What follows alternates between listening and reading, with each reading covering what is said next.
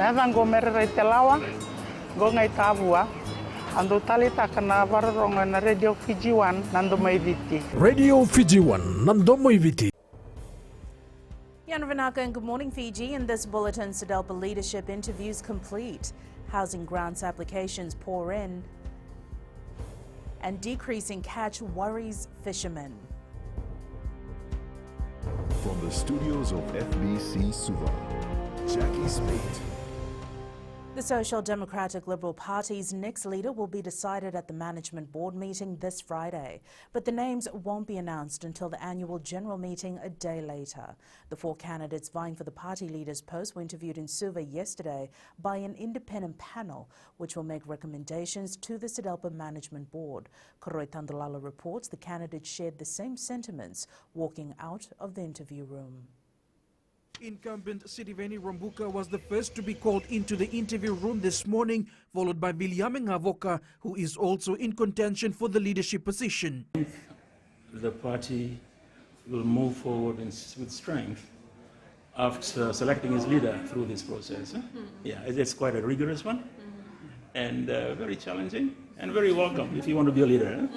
Ngavoka says the process being followed this time around is imperative in ensuring SODELPA's viability for the next general election.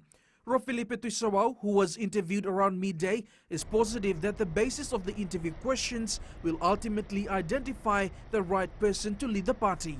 For me, it's very, very important that we come together as one, and I believe that we will get there come the management board to choose the party leader. Thank you.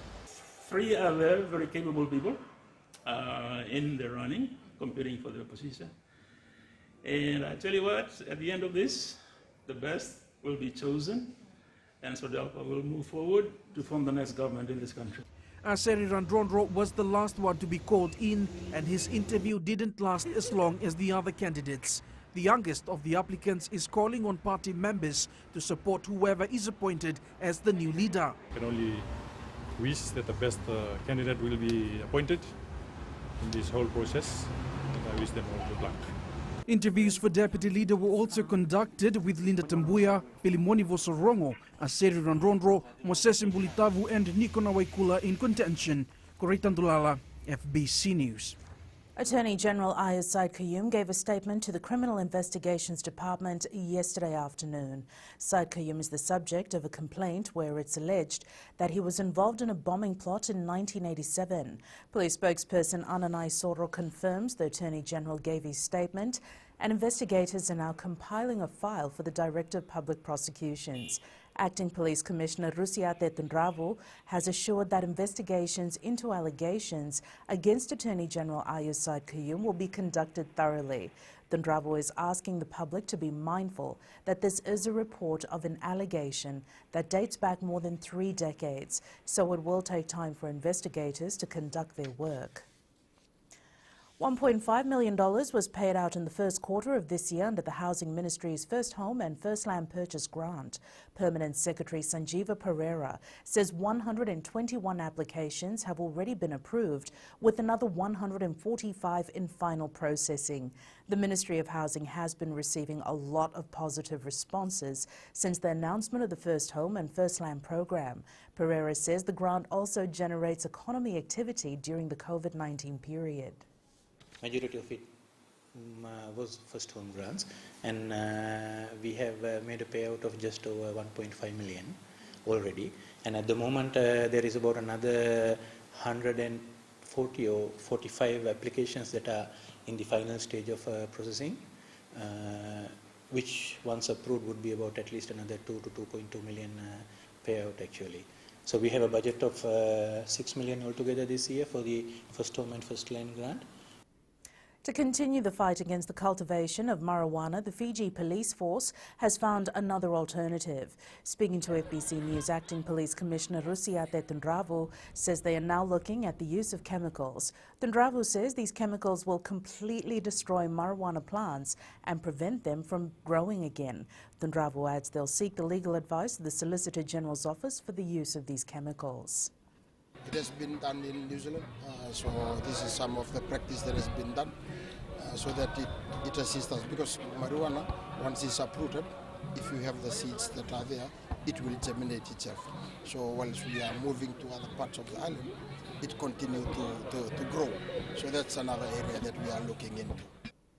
The Fiji National University is investigating the contents and origin of an email allegedly authored by university staff to a few colleagues. The email states that the contracts of TCF staff will come to an end on 31st December and will not be renewed, and that only 5 technical colleges will remain open. The Fiji National University management is undertaking an extensive review of the operations of the Technical College of Fiji to streamline and strengthen the delivery of its programs. Acting Vice-Chancellor Dr. William May says the misinformation is adding to the confusion regarding the need and importance of this review. We understand there is an email correspondence authored by a university staff to a few colleagues. Let me state that the FNU management was unaware of this, nor has it authorized any such communication to staff by anyone. We take these matters very seriously, and we do not want such misinformation to cloud or disrupt the important ongoing exercise. We are investigating the contents and the origin of this email internally. The Sofitel Fiji Resort and Spa will reopen on the 19th of next month following a major refurbishment. Works at the property on Denarau had been ongoing for the past 2 years, and the resort is excited about opening their doors again. Sofitel has included a number of new attractions for guests during the upgrading works. One of these includes their adolescent zone. However, according to the general manager, they will also be welcoming back 200 staff as they prepare to target the local market for the upcoming festive season. We spent in excess of $45 million on the refurbishment of the hotel. And I want to stress why. Why was it needed is that the hotel has been in operation since 2005. It's been a long time, 15 years of operation. And the expectations of today's travelers, in line with today's trends, have changed a lot. Despite Fiji being in a protected bubble, FMF Foods Limited remains on guard from COVID-19. Managing Director Ram Bajaklal says the company was forced to make swift changes to operations when people resorted to panic buying early in the year. Bajakal says while logistics challenge has been eased, meeting customers' demand is far from over. 8 months ago, FMF had to double its efforts to meet demand and since then has taken a new perspective in terms of operations. He says doing business is slowly becoming easier. However, one must not drop their guard and businesses should ensure they have planned well for as long as the pandemic is around. Even as we speak, we are always on guard as regards to making sure that the products that we need, the raw material supplies that we need are all in place at any given point in time. Fishermen across Fiji have raised concerns regarding decreasing catch. Minister Semi Koroilavasau says fishermen spend time and money to catch fish and often for increasingly small batches. He says this hurts their livelihood and family nutrition. He adds the Fish Smart campaign launched by the 4FJ movement will help communities sustainably meet their food and income needs. Fiji's demand for fish through the years have increased, noted with the deep connections of our culture and traditions. Up ahead, Bambasing Alliance hopes to change things around. And Uli Nakau 7 strikes deal with FBC.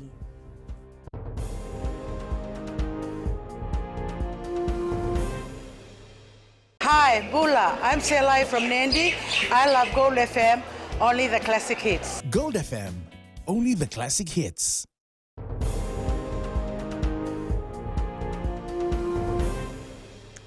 The 4-0 loss to the Food City ASH Cuts and Styles Real football side is a wake-up call for Lambasa heading into the next Vodafone Fiji FAC matches. The Galaxy Hotels and Apartments Powerwise Electrical New Zealand sponsored side will need to win their next 2 matches to keep their semi-final hopes alive. Coach Ranil Lal says they will come out strong on their home turf.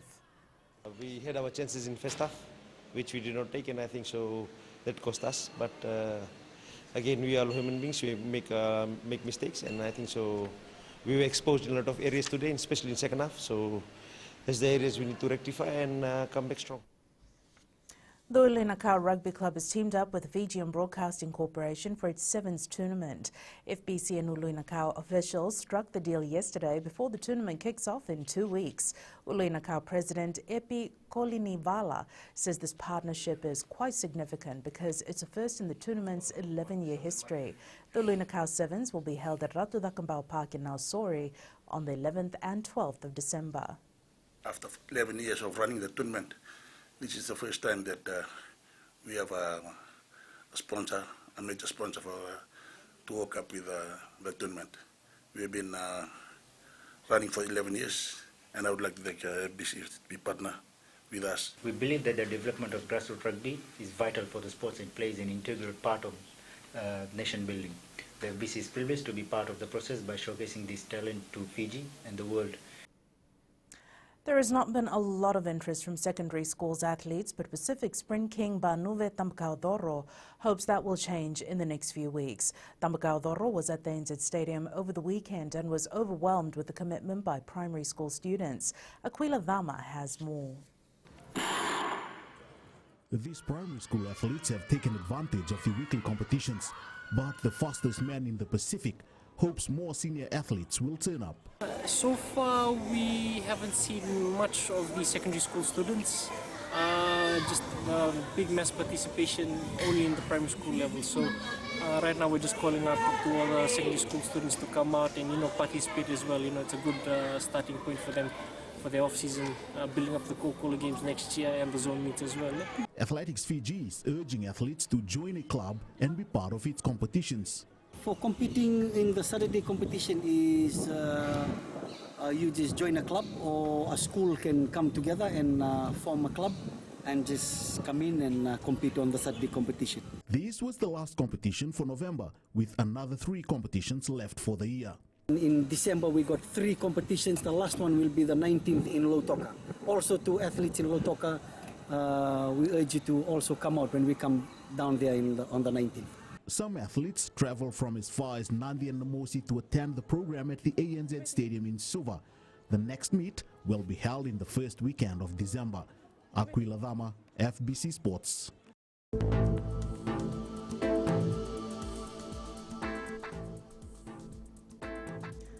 Quick look at the weather map for today. It is Tuesday, the 24th of November. And just like yesterday, a trough of low pressure with associated cloud and showers will be affecting the group. However, it is low moving to the north of the group. It's expected to gradually drift south and affect parts of the group from tomorrow. And that is your FBC Morning News. Join us at 1 p.m. and 7 p.m. for our major bulletin.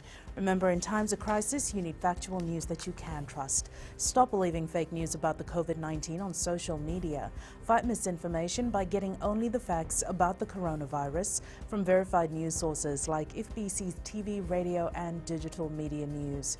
FBCnews.com.fj, keeping Fijians connected with the truth.